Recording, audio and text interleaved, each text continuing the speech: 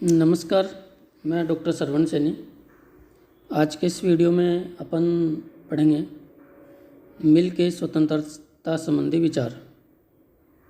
मिल Britain के आधुनिक युग के एक विचारक हैं जिनका पूरा नाम जॉन स्टुअर्ट मिल है।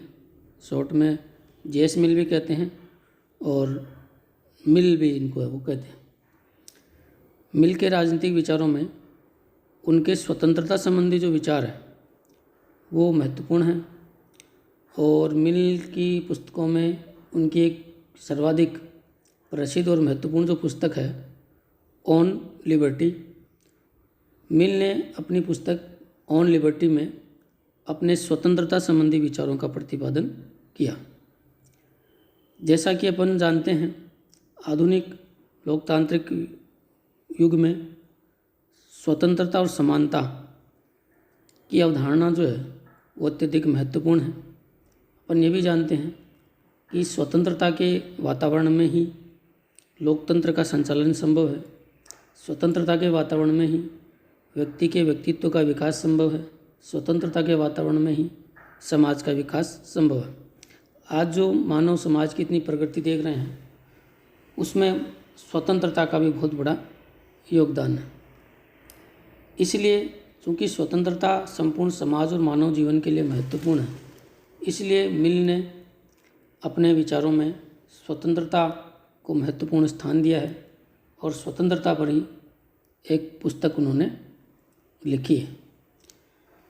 स्वतंत्रता पर महत्व देने का एक बड़ा जो कारण था वो ये भी था कि जैसे जैसे सभ्यता का विकास हुआ, जैसे जैसे राजनीतिक व्यवस्थाएं शक्तिशाली होती गई, वैसे वैसे स्वतंत्रता को अनेक चुनौतियां प्रस्तुत है वो होने लगी। जैसे जैसे समाज का विकास हुआ वैसे वैसे सामाजिक परंपराएं, नियम, कानून, कायदे के द्वारा स्वतंत्रता सीमित हुई। जब राज्य आया, राज्य की शक्तियां बढ़ी, वैसे वैसे व्यक्ति की स्वतंत्रताएं और कम है वो होती गई और मनुष्य एक ऐसे सभ्य समाज में पहुंच गया जहां व्यक्ति की स्वतंत्रताएं वो कम है वो हो गई। तो इस तरह से परतंत्रता की स्थिति और गुलामी की स्थिति जो है वो मनुष्य की स्वाभाविक स्थिति नहीं है। मनुष्य की स्वाभाविक स्थिति है कि उसको स्वतंत्रता प्राप्त हो और इसी आधार पर मिल ने जो है वो स्वतंत्रता पर विस्तारपूर्वक विचार उसने दिए हैं और मिल ने अपनी पुस्तक में स्पष्ट तौर पर कहा है कि व्यक्ति के व्यक्तित्व का सर्वांगीण विकास स्वतंत्रता के वातावरण में ही संभव है। व्यक्ति के विकास के लिए ही नहीं बल्कि समाज के विकास के लिए भी स्वतंत्रता अत्यधिक आवश्यक है। स्वतंत्रता के वातावरण में ही नए विचारों का सृजन होता है और नए विचारों के सृजन से ही समाज का विकास होता है। कला, विज्ञान, साहित्य सभी क्षेत्रों में जो है वो नए विचारों के सृजन से ही विकास होता है। इसलिए मिल ने कहा कि व्यक्ति और समाज दोनों के विकास के लिए स्वतंत्रता अत्यधिक आवश्यक है। मिल ने अपने स्वतंत्रता संबंधी विचारों में स्वतंत्रता के दो रूप हैं वो बताए हैं। पहला है विचार और अभिव्यक्ति की स्वतंत्रता। स्वतंत्रता का दूसरा प्रकार उन्होंने बताया है कार्य करने की स्वतंत्रता। विचार और अभिव्यक्ति की स्वतंत्रता के विषय में मिल ने बताया है कि विचार और अभिव्यक्ति की स्वतंत्रता जो है वो व्यक्ति और समाज दोनों के विकास के लिए आवश्यक होती है। विचार और अभिव्यक्ति की स्वतंत्रता से व्यक्ति का विकास भी होता है और समाज का विकास भी है वो होता है। इसलिए व्यक्ति और समाज के विकास के लिए विचार और अभिव्यक्ति की पूर्ण स्वतंत्रता होनी चाहिए। यानी अभिव्यक्ति की स्वतंत्रता पर किसी भी तरह का कोई प्रतिबंध नहीं होना चाहिए। समाज और राज्य को ऐसा कोई अधिकार नहीं होता कि वह वैचारिक स्वतंत्रता पर प्रतिबंध लगाए। यदि किसी एक व्यक्ति का विचार संपूर्ण समाज से अलग है तब भी समाज को उस व्यक्ति के विचार पर प्रतिबंध लगाने का अधिकार नहीं है। यदि एक व्यक्ति का विचार संपूर्ण समाज से अलग है तब भी उस व्यक्ति को अपना विचार व्यक्त करने का अधिकार है वो होना चाहिए। यदि समाज उस व्यक्ति के विचार से सहमत नहीं है तो उसके विचारों को स्वीकार न करे, लेकिन उस व्यक्ति को अपना विचार अभिव्यक्त करने का अधिकार है वो होना चाहिए। मिल का कहना था कि सत्य का पता लगाना जो है वो एक व्यक्ति के बस की बात नहीं होती। परस्पर विचार विमर्श और वाद विवाद के द्वारा ही सत्य की खोज है वो की जा सकती है। इसलिए यदि अभिव्यक्ति की स्वतंत्रता पर प्रतिबंध लगा दिया गया तो हम सत्य की खोज है वो नहीं कर पाएंगे। इसलिए यदि हमें सत्य का पता लगाना है तो पूर्ण वैचारिक स्वतंत्रता है वो होनी चाहिए। मिल का ये कहना था कि इतिहास भी जो है वो अभिव्यक्ति की स्वतंत्रता के पक्ष में अपना मत है वो देता है। हम सबको पता है कि ईसा मसीह, सुकरात, मार्टिन लूथर, इन सबके विचार सत्य थे, लेकिन समाज ने उनका दमन कर अपना ही अहित है वो किया है। तो इस प्रकार इतिहास भी अभिव्यक्ति की स्वतंत्रता के पक्ष में अपना मत है वो देता है। मिल का तो यहाँ तक कहना था कि सनकी लोगों को भी अपने विचार प्रकट करने की स्वतंत्रता होनी चाहिए। हमें सनकी लोगों के विचार अजीब जरूर लगते हैं, लेकिन उनमें भी सत्य छिपा है वो हो सकता है, जिनका पता हमें बाद में है वो चलता है। इसलिए प्रत्येक व्यक्ति को, चाहे वो सनकी क्यों न हो, अपने विचार अभिव्यक्त करने का, अपने विचार प्रकट करने का पूर्ण अधिकार और स्वतंत्रता है वो होनी चाहिए, क्योंकि वैचारिक स्वतंत्रता से ही जो है नई बातें आती हैं और वैचारिक स्वतंत्रता से ही विकास होता है। वैचारिक स्वतंत्रता से ही हमें सत्य का पता है वो लगता है। इसलिए पूर्ण जो है वैचारिक और अभिव्यक्ति की स्वतंत्रता है वो मिलनी चाहिए। इसी संदर्भ में मिल ने कहा है कि विचारों को खिलने दो, अभिव्यक्त होने दो, इन्हें जंजीरों में मत बांधो। विचार मानव जाति के विकास और उसके उत्थान के आवश्यक प्रेरणा स्रोत हैं। अब दूसरी स्वतंत्रता है कार्य करने की स्वतंत्रता। मिल का कहना था कि कार्य करने की स्वतंत्रता विचार की स्वतंत्रता के आगे की सीढ़ी है। कार्यों की स्वतंत्रता के बिना विचारों की स्वतंत्रता अपूर्ण और अधूरी है। इसलिए कार्यों की स्वतंत्रता भी है वो होनी चाहिए, क्योंकि कार्य करने से ही विचार है वो लागू है वो होते हैं। कार्य की स्वतंत्रता के बिना वैचारिक स्वतंत्रता का भी कोई मतलब नहीं है। इसलिए व्यक्ति को कार्य करने की पूर्ण स्वतंत्रता है वो होनी चाहिए। मिल ने कहा कि व्यक्ति के कार्य हैं दो प्रकार के होते हैं, यानी मिल ने व्यक्ति के कार्यों को दो भागों में विभाजित है वो किया है। पहला है स्व संबंधी कार्य और दूसरा है पर संबंधी कार्य। स्व संबंधी कार्य वे होते हैं जिनका संबंध व्यक्ति के स्वयं से होता है और जिनका प्रभाव दूसरे व्यक्तियों पर नहीं पड़ता, जैसे घर में बैठकर शराब पीना, संगीत सुनना, मांसाहार होना या अन्य कोई भी कार्य जिनका प्रभाव दूसरों पर नहीं पड़ता, जिनका संबंध व्यक्ति के स्वयं से होता है। व्यक्ति क्या खाता है, क्या पीता है, क्या पहनता है, ये उसका स्वयं से संबंधित मामला है। तो ऐसे स्व संबंधी कार्यों पर किसी भी तरह का कोई प्रतिबंध नहीं होना चाहिए। यानी स्व संबंधी कार्यों में व्यक्ति को पूर्ण स्वतंत्रता है वो मिलनी चाहिए। मिल ने दूसरा जो कार्य बताया है वो बताया है पर संबंधी कार्य। पर संबंधी कार्य व्यक्ति के ऐसे कार्य हैं जिनका प्रभाव दूसरों पर भी पड़ता है, जैसे कि कोई व्यक्ति शांति भंग करता है, चोरी करता है, शराब पीकर उत्पात मचाता है, तेज आवाज़ में संगीत सुनता है। तो ये ऐसे कार्य हैं व्यक्ति के जिनका प्रभाव दूसरों पर पड़ता है या इन कार्यों से दूसरे व्यक्ति प्रभावित है वो होते हैं। मिल का कहना था कि इन पर संबंधी कार्यों पर प्रतिबंध लगाया जा सकता है। तो इस प्रकार मिल ने दो तरह के कार्य बताए हैं, स्व संबंधी कार्य और पर संबंधी कार्य। स्व संबंधी कार्यों पर किसी तरह का नियंत्रण नहीं होना चाहिए, किसी तरह का प्रतिबंध नहीं होना चाहिए, लेकिन पर संबंधी कार्यों पर जो है वो प्रतिबंध लगाया जाना चाहिए। मिल को स्वतंत्रता का पुजारी कहा जाता है, क्योंकि मिल ने व्यक्ति की पूर्ण विचार, अभिव्यक्ति और कार्य की स्वतंत्रता का समर्थन किया। इसका अर्थ ये नहीं है कि मिल जो है वो स्वच्छंदता का समर्थन करता है। मिल स्वच्छंदता का समर्थन नहीं करता। वह केवल स्वतंत्रता का समर्थन करता है, और स्वतंत्रता जो है वो कुछ प्रतिबंधों के भीतर ही संभव है। यानी मिल जो है वो स्वतंत्रता का समर्थन करते हुए भी स्वतंत्रता पर अनेक प्रतिबंध लगाता है।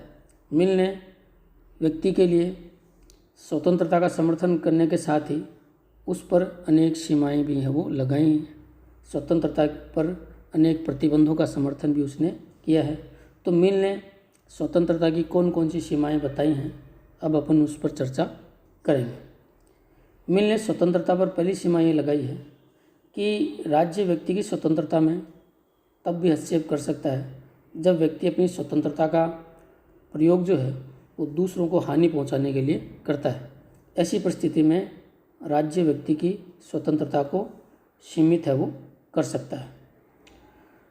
मिल ने स्वतंत्रता की दूसरी सीमा ये बताई कि जब राज्य की सुरक्षा को खतरा उत्पन्न हो तो ऐसी स्थिति में भी राज्य व्यक्ति की स्वतंत्रता को सीमित कर सकता है, और ऐसी स्थिति में राज्य व्यक्ति को पुलिस या सेना में शामिल होने के लिए बाध्य कर सकता है। मिल ने स्वतंत्रता की जो तीसरी सीमाएं बताई है कि जब कोई व्यक्ति अपनी स्वतंत्रता का इस तरह से दुरुपयोग करता है जिससे कि दूसरे की स्वतंत्रता खतरे में पड़ सकती है, तो ऐसी स्थिति में उस व्यक्ति की स्वतंत्रता को सीमित किया जा सकता है। जैसे वाहन चलाना स्वतंत्रता में शामिल है, लेकिन यदि कोई अप्रशिक्षित ड्राइवर गाड़ी चलाता है तो उसे सड़क पर पैदल चलने वाले लोगों को खतरा हो सकता है। तो ऐसे स्थिति में राज्य अप्रशिक्षित चालक को गाड़ी चलाने से रोक सकता है। अगली जो सीमा उसने बताई है कि यदि कोई व्यक्ति अपनी स्वतंत्रता का दुरुपयोग कर अपने कर्तव्यों का निर्वाह नहीं करता है तो उसको ऐसा करने के लिए बाध्य किया जा सकता है। जैसे मान लो कोई पुलिसकर्मी है वो या कोई अन्य राज्यकर्मी अपनी ड्यूटी ठीक से नहीं करता है तो राज्य को उसको ड्यूटी करने के लिए बाध्य करने का अधिकार है। इसके अलावा एक सीमा ये भी बताई मिल ने कि किसी व्यक्ति को किसी भी कार्य से अपने स्वयं का अहित करने से भी रोका जा सकता है। जैसे मान लो कोई व्यक्ति आत्महत्या कर रहा है तो उसको ऐसा करने से राज्य है वो रोक सकता है। तो ये सीमाएं हैं जो मिल ने स्वतंत्रता पर आरोपित है वो की हैं। इनके आधार पर अपन ये कह सकते हैं कि मिल ने केवल स्वतंत्रता का समर्थन किया है, स्वच्छंदता का समर्थन नहीं किया। यद्यपि मिल ने एक सशक्त स्वतंत्रता की अवधारणा का प्रतिपादन किया है, और मिल के लिए ये सिर्फ राजनीति शास्त्र का सिद्धांत ही नहीं बल्कि सभ्यता का एक आधार स्तंभ भी है। और आधुनिक उदारवाद और लोकतंत्र के युग में मिल के स्वतंत्रता संबंधी विचार जो है वो एक महत्वपूर्ण विचार हैं, अवधारणा है। लेकिन उसके बावजूद भी मिल के स्वतंत्रता संबंधी विचारों में अनेक कमियां हैं, जिनके आधार पर अनेक राजनीति शास्त्री हैं वो मिल की स्वतंत्रता की धारणा की आलोचना करते हैं, जिनमें बार्कर, लिंडसे, सेबाइन, डेविडसन आदि प्रमुख हैं। इन विचारकों ने अनेक आधारों पर मिल के इन स्वतंत्रता संबंधी विचारों की आलोचनाएं हैं वो की हैं। आलोचकों का यह कहना है कि मिल ने जो स्वतंत्रता का समर्थन किया है उस तरह की स्वतंत्रता जो है वो एक सभ्य समाज में संभव नहीं है। स्वतंत्रता हमेशा प्रतिबंधों के भीतर ही प्राप्त की जा सकती है। मिल वाली स्वतंत्रता है वो केवल जंगल में ही है वो संभव है। इसी आधार पर बार्कर ने कहा है कि मिल एक खोखली स्वतंत्रता का पैगंबर था। मिल के इन विचारों की आलोचना का जो दूसरा आधार बताया जाता है वो उसके कार्यों का विभाजन का है। मैंने आपको अभी बताया कि मिल ने कार्यों के दो प्रकार है वो बताए, स्व संबंधी कार्य और पर संबंधी कार्य। मिल ने कहा कि स्व संबंधी कार्यों पर कोई रोक नहीं होनी चाहिए, लेकिन पर संबंधी कार्यों पर रोक लगाई जा सकती है। लेकिन मिल का ये जो विभाजन है ये स्पष्ट नहीं है। क्योंकि व्यक्ति का कोई भी कार्य जो है वो स्व संबंधी नहीं होता। व्यक्ति के प्रत्येक कार्य का प्रभाव दूसरों पर निश्चित तौर पर वो पड़ता है। तो इस प्रकार आलोचकों का कहना है कि मिल का ये कार्यों का जो विभाजन है वो पूर्णतः गलत है। मिल ने अपने स्वतंत्रता संबंधी विचारों में ये बताया कि सनकी लोगों को जो है विचार प्रकट करने की स्वतंत्रता होनी चाहिए। मिल को आशा थी कि सनकी लोगों में भी कोई सुकरात है वो निकल सकता है, इसलिए मिल का जो विचार है वो स्वीकार करने योग्य है वो नहीं है। सनकीपन है वो चरित्र की एक दुर्बलता है, आपके उत्कृष्टता नहीं विचार हैं, इसलिए इसको प्रोत्साहन देने से समाज को लाभ नहीं बल्कि हानि है वो अधिक होगी। मिल की स्वतंत्रता की धारणा की कमी ये है कि मिल ने अपनी अवधारणा में स्वतंत्रता को आवश्यकता से अधिक बल दिया, लेकिन समानता की उपेक्षा है वो की है। स्वतंत्रता को अपने आप में पूर्ण मानता है, जबकि स्वतंत्रता की सार्थकता के लिए समानता आवश्यक है वो होती है। मिल के स्वतंत्रता संबंधी विचारों की एक कमी ये भी बताई जाती है कि मिल ने व्यक्ति और समाज या राज्य के मध्य के संबंधों का चित्रण है वो गलत किया है।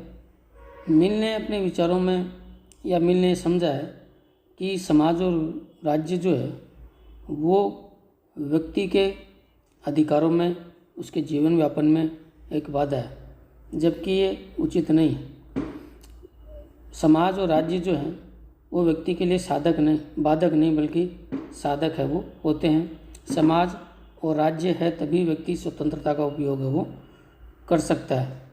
तो राज्य और व्यक्ति के बीच के जो संबंधों में मिल ने केवल नकारात्मक पक्षों को देखा है, सकारात्मक पक्षों की उपेक्षा है वो की है।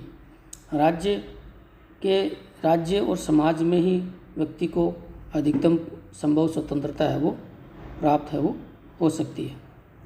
तो ये हैं मिल के स्वतंत्रता संबंधी विचारों की कमियां या आलोचनाएं। धन्यवाद।